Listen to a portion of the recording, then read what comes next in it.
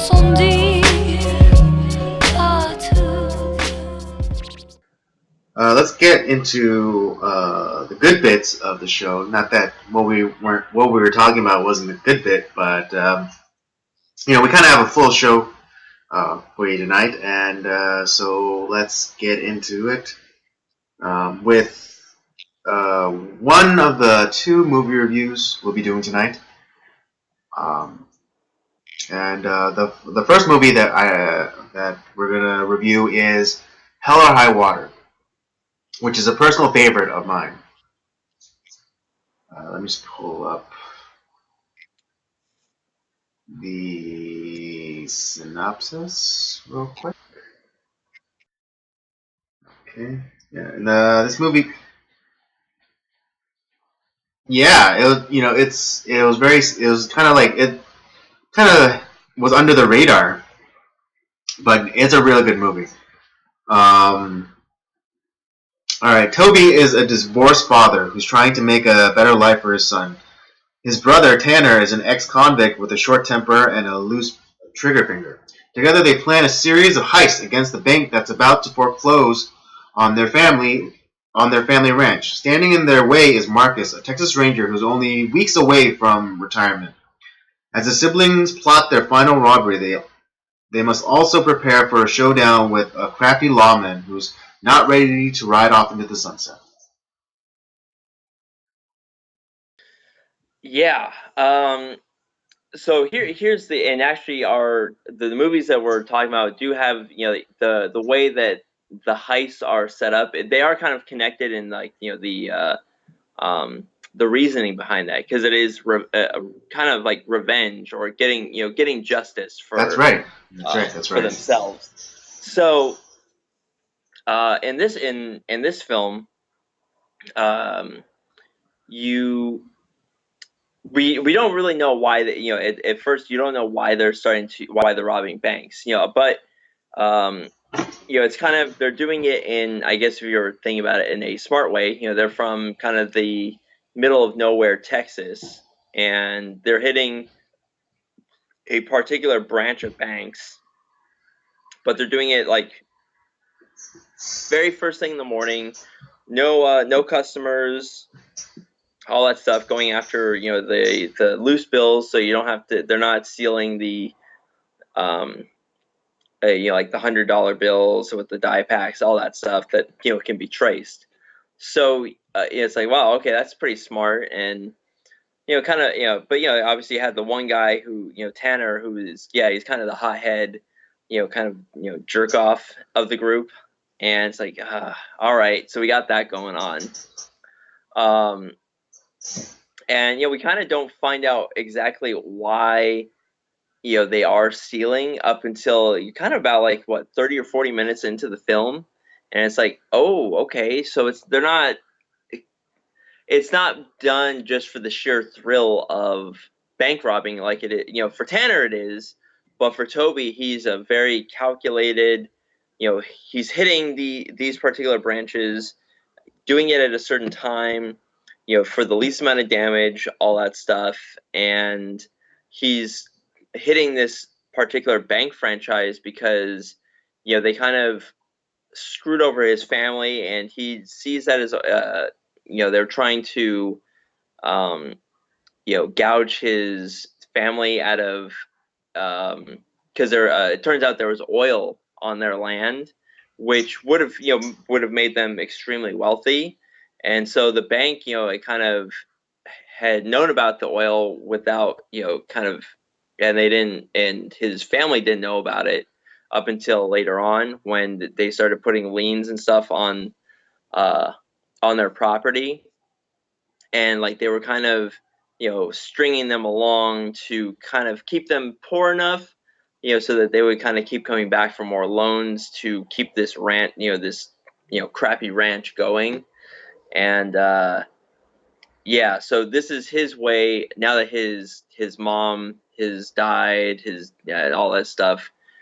This is his way of getting revenge on this bank, on this particular bank, and then using the money from the bank to pay them back, essentially, and get his property back. and it's like, oh, that's you kind of like, I don't know who to root for, because you don't want to root for the bad guys, but at the same time, it's like, are they doing something really bad? And I kept thinking of the movie Bonnie and Clyde with Warren Beatty and Faye Dunaway. It's kind of which is a glorification of Bonnie and Clyde. Right. And but yeah, it's interesting. Right. And we were just quickly talking about this before the show started. I love this movie because it's like Robert's saying, you don't know who to root for, but it's also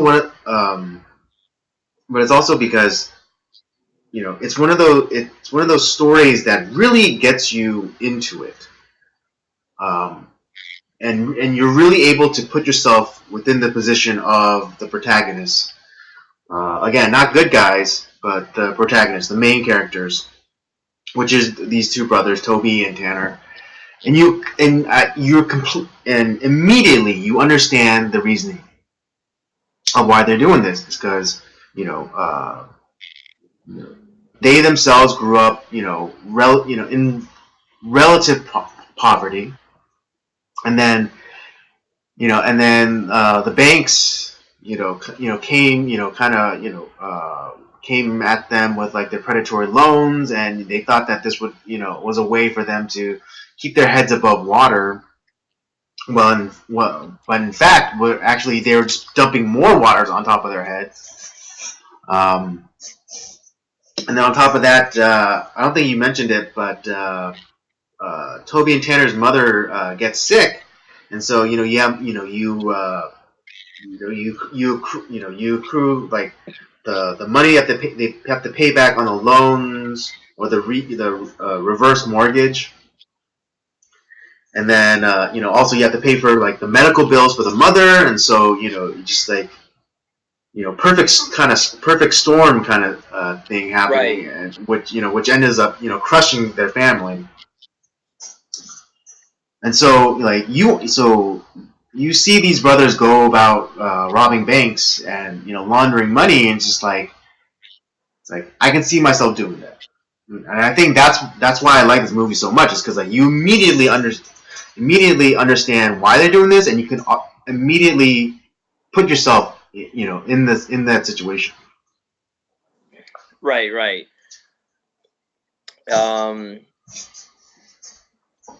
I think it's, and you even have like when you have them doing the investigation too, and they're talking with all the Jeff Bridges' character and the guy who plays it voices John Redcorn from King of the Hill. That's right. That's all I could think about. Was like, oh, it's John Redcorn. Right. Wait, who is that? It's I think his name in the movie was Martinez. oh no. It was Alberto. It's weird because it's Alberto Parker, but yeah, the actor's name is Gil Birmingham. Yeah. John. And they're even like, they're talking to the townspeople. Like, yeah, they're not. They kind of didn't talk about. They're like kind of keeping the identity of those guys a secret, because they kind of knew who it was, but they didn't want to tell the sheriffs and the Texas Rangers and all that stuff. Really? Are you talking about that scene in the diner with with the group, group of old timers?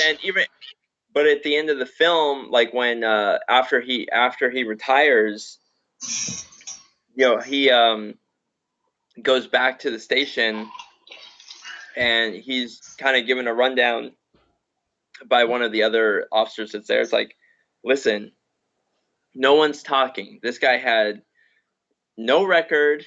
He's never been in prison outside of. He's never even been in a courtroom outside of his divorce, proceedings. The townspeople aren't talking.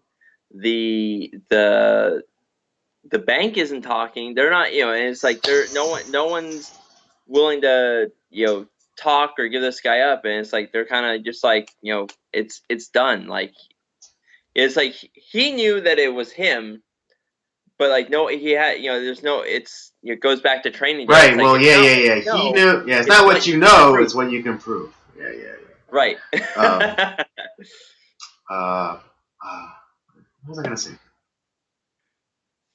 Right, and he knew. He knew. Like, even though Tanner, shot up, all those cops and killed his partner, and like, and eventually, kind of getting to the end, he takes him out. Jeff Bridges' character knows that that the brother Tanner, he wasn't the brains behind the operation. This, this Right. wasn't his idea. Like he might have had like insights about it because he might have had insights to help in the success of these robberies because the brother's rap sheet did say that he was, he did some time for bank robbery as well. But ultimately, Right. like the ultimate planning of it was Toby. And so yeah, and I think Right. I still love like that exchange at the end. At the end, where they're talking without talking, or talking without actually talking about the thing that they were really talking about. And Exactly. Yeah. I thought, I just love that scene, especially at the end where, basically Chris Pine's character Toby, calls out Jeff Bridges' character, is like, hey, I got this place in town.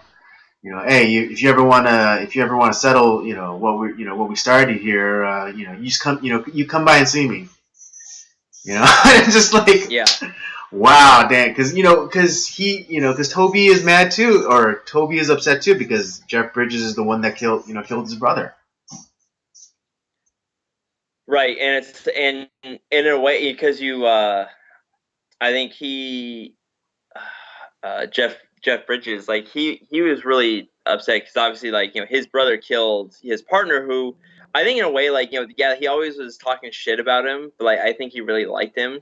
Right. I mean, because Um, again, that goes. I mean, it's like the how men communicate to each other. It's just not. It's not that we don't love. It's just we show love in a different way, and I love the relationship between Jeff Bridges' character and Gil Birmingham's Gil Birmingham's character, because it's like, because Jeff Bridges' character would lay out every single racial like slur and stereotype in the book, because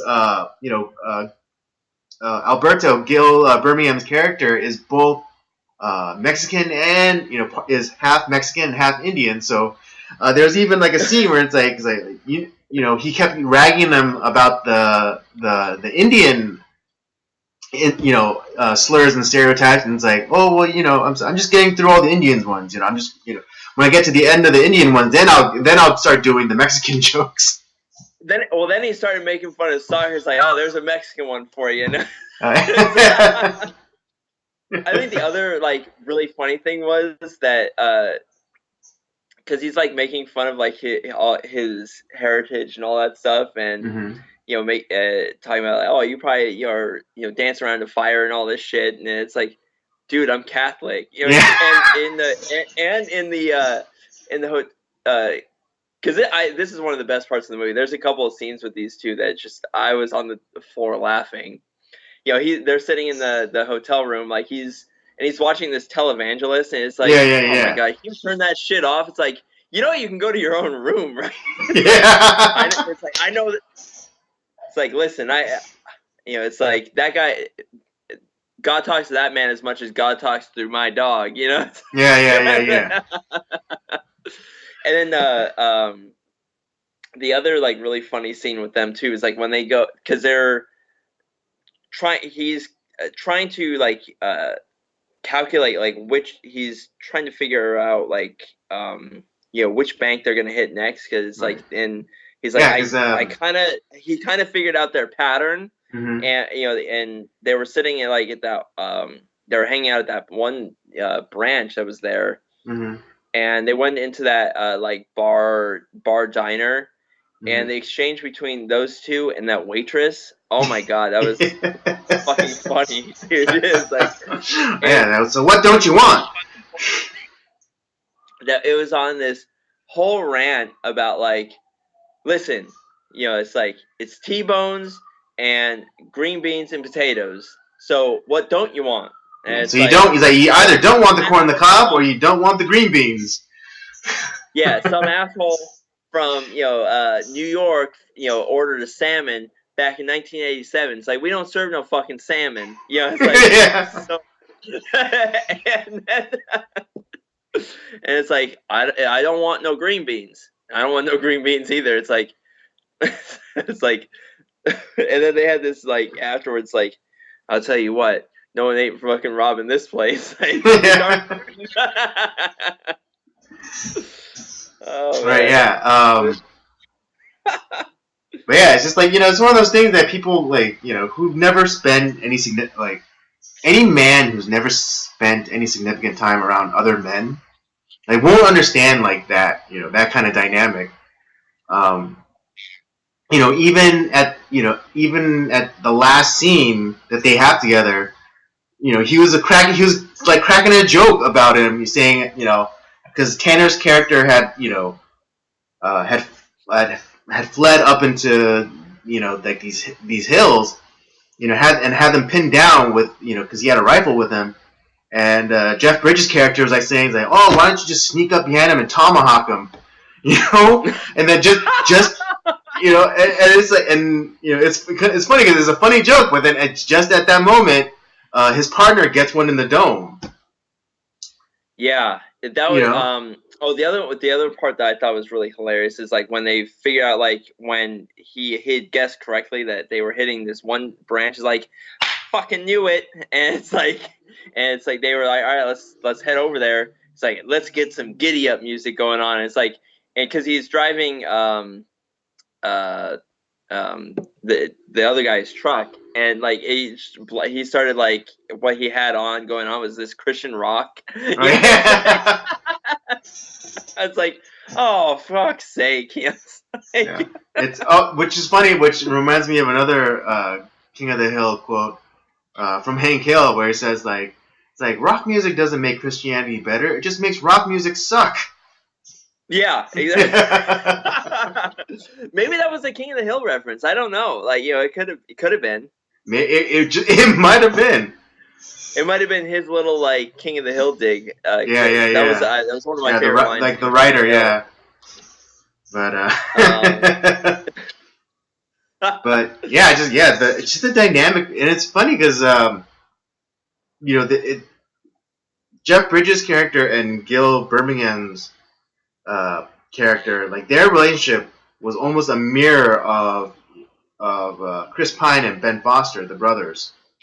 Right. Because like they were like, because Ben Foster, because Toby and Tanner, they were actual brothers, but Marcus and Alberto, they were like, they were brothers in a different way. Yeah. And so I thought that was a great kind of, like, use of, like, mirroring. Yeah, that was. I saw that. It definitely had a. This was definitely a guy's movie in a lot of ways. Absolutely.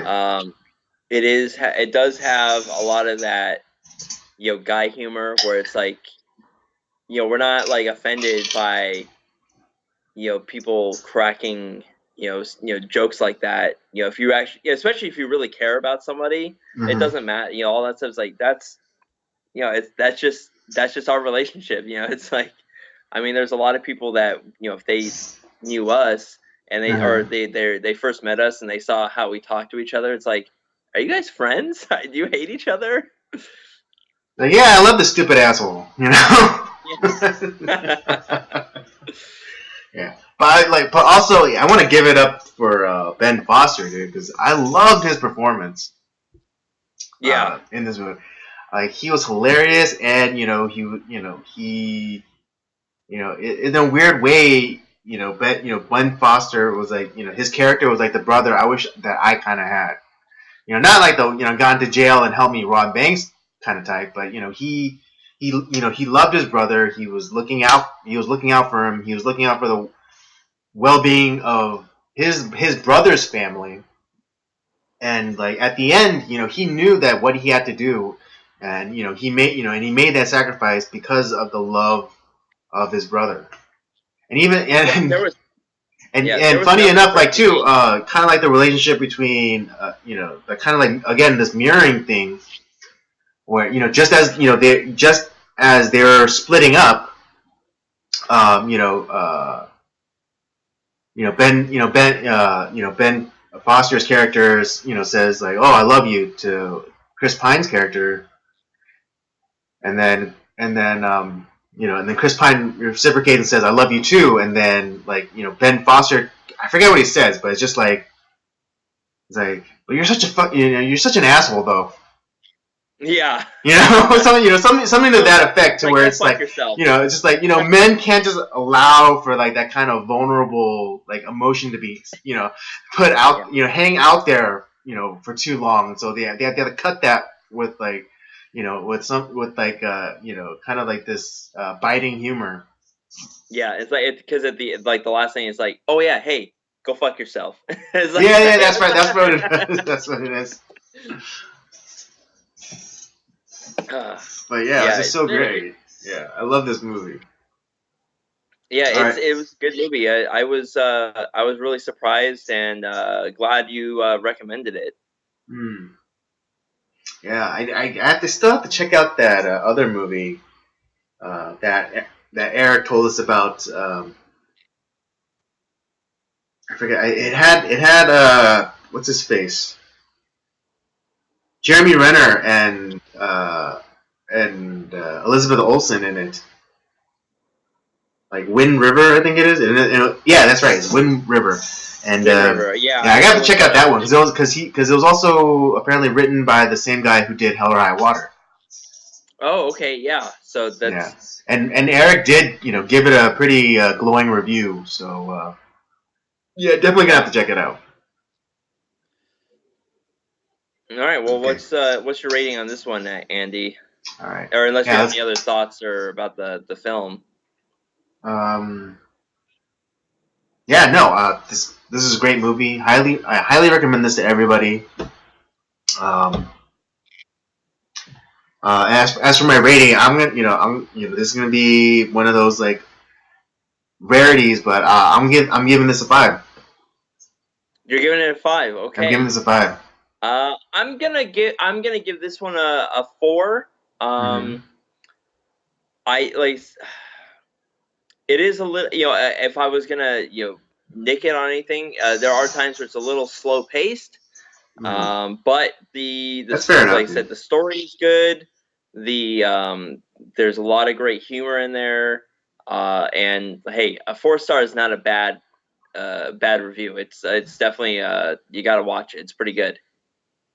Yeah, no, I mean, absolutely. Yeah, uh, a 4-star rating is not it's not something to sneeze at. Um, so yeah, that's our review for Hell or High Water. I give it a 5. Robert gives it a 4. Definitely check this movie out. It's a great story. You will be thoroughly entertained. I promise you that. I guarantee you that.